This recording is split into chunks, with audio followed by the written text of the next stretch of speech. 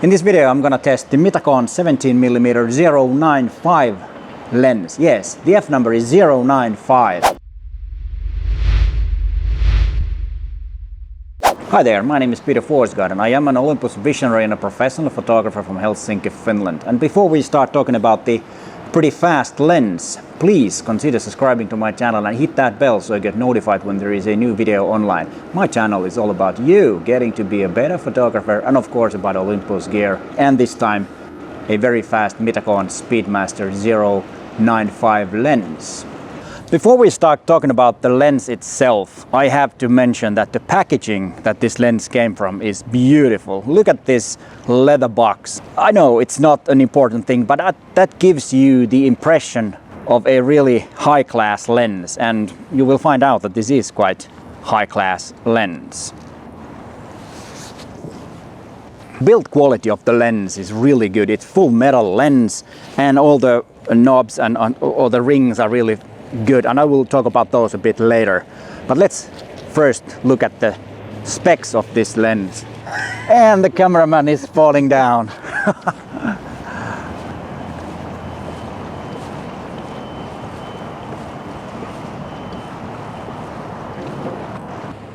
Enjoying the sun. It's not very common here in November that we can actually see the sun. But before I talk about the aperture ring and the focusing ring, I have to remind myself to remember to say that this lens is not mine. Mitakon sent it to me for testing and I will send it back when I'm finished with the review. And now with the aperture ring. It has really great good markings on it, so you can see what aperture you're using. And of course, if it's a full manual lens, you don't use the or control the aperture from the body, you control it from the lens. But one thing about this is that I don't really fancy that much is that it's a non-click aperture ring. So there is no clicks between different f-stops. And for photography, I don't really like that, because the other night I was photographing the same area and I was, let's say, okay, I want to use the 095 f-stop, and all of a sudden I realize it is on 2.8 because it just starts to move. It is nice and stiff, but it still moves by accident. And also I can't really feel what the aperture is when it's non-clickable, or non-clickable, yeah, no click aperture ring. But for video this is very good, because then you can get a smooth transition in exposure if you need that. Enjoying the sun here again, but it's about to go behind the clouds. So it's a good time to talk about the focusing ring. It is really nice and the movement is really smooth, and it's a bit stiff, which is good because then it's more accurate.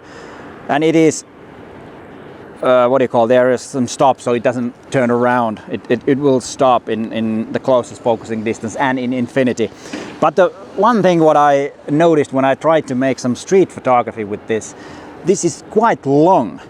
You have to turn it really far to from let's say from 1 meter to 3 to infinity. It's a really long turn, and I can't really turn it with one turn because my fingers block me. So when I'm starting to do this, it will block, so I can't really turn it all the way around easily. So for street photography and for fast, and now the sun is ruining my image, it's going to be too bright.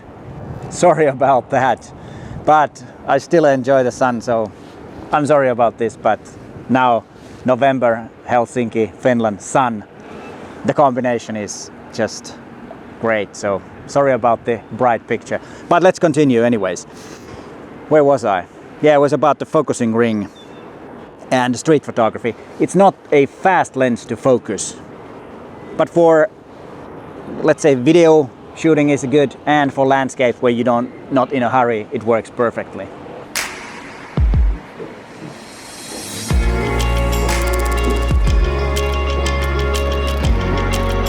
Yeah, pretty cool. Now let's go and see what this whole thing is.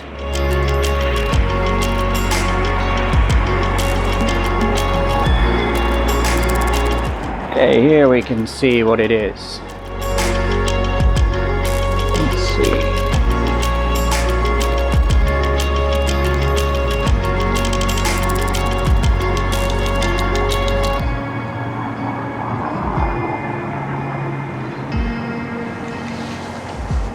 Yeah, so something interesting is going to happen next summer here, and hope it's going to happen. It was supposed to be this summer, but because of the current situation here in the COVID world, it was postponed, the whole Biennale, for next summer.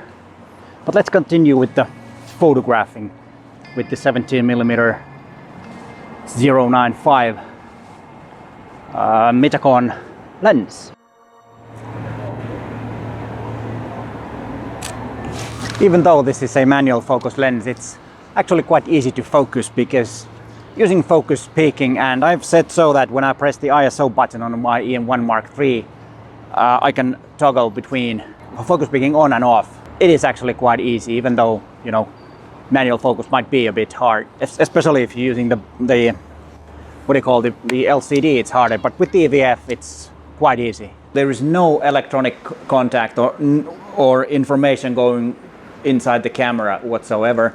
So if you want to have the lens on your Exif or metadata, you need to set it in camera so that it will write it in the metadata so that you can see that which lens was used. Of course, you won't get the aperture values that you used. And another reason to tell the camera what the lens is and what the focal length is so that the IBIS works at its best for that focal length.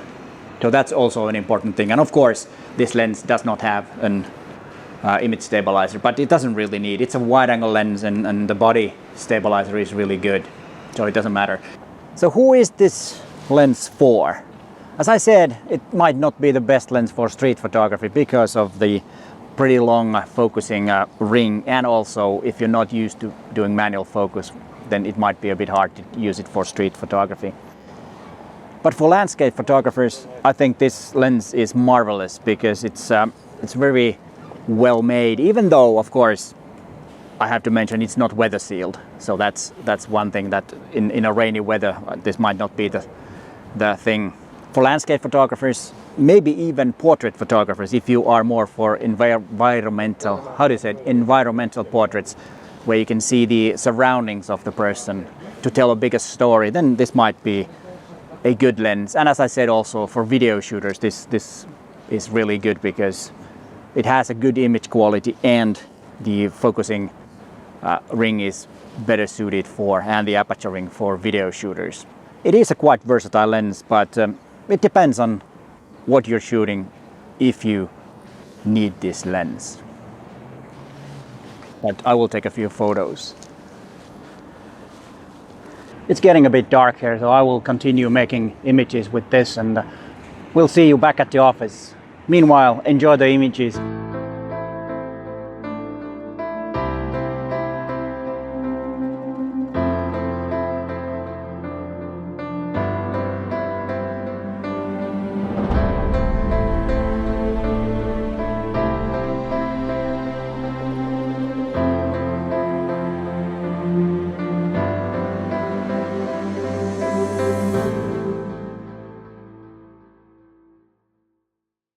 All right, here we are at my office. It started to get a bit cold out there, to be honest, so it was really nice to come back indoors because the sun went behind the clouds and it started almost raining. But, I hope you enjoyed the images of the contemporary pavilion that it's built in downtown Helsinki for the art show that will be held next summer in an island in front of Helsinki. It's called Vallisaari. It's an old military island that has been opened for public. I think it was a couple of years ago. But enough for that. Let's start looking at the image quality. As you probably saw on the set of images that I took, there's not a big problem with the image quality. It's I think it's a very nice and very high quality, but there are some things that you need to keep in mind. If you use the F095, the images are a bit uncontrasted, or it needs to be, or the image needs to have some more contrast. And there's also a slight color shift to the cooler side. And also with 095 there is a bit of a vignetting also. So stopping down to F2 you get rid of that, so that's not a big problem. But otherwise it's quite pleasing looking image, and I don't really mind the lack of contrast on 095 because it can be added in post anyway. So adding +17 to +20 will make it look a lot better. And This is the way the bokeh looks like. It's really nice looking bokeh too. So in that sense also the lens is really nice. And here you can see an image that was taken with f16 and the highlights look really nice, really sharp looking stars. Nothing wrong with the image quality except those exceptions that I said in the beginning.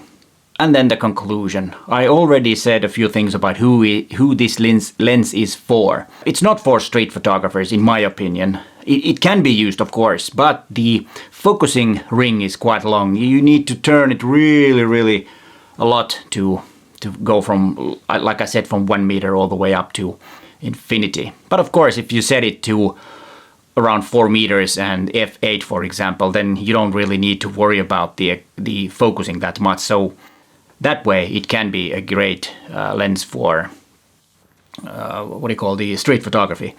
But the ones that this lens is really good is landscape photographers and environmental portrait photographers. I personally like the lens a lot because it was really well made and I don't really mind the manual focus. And with the price around $450, you get a really quality lens, nice packaging. You get the lens hood too, which is metal, and you get all the good stuff that you need for a good lens. Image quality, really fast. It's a prime lens, and I did not test it against the f1.8 M.Zuiko 17mm. That is something that I will do next. And if the video is already there, then you can find it from there. If it's not, then there is my latest video. But hey, thanks for watching and bye for now.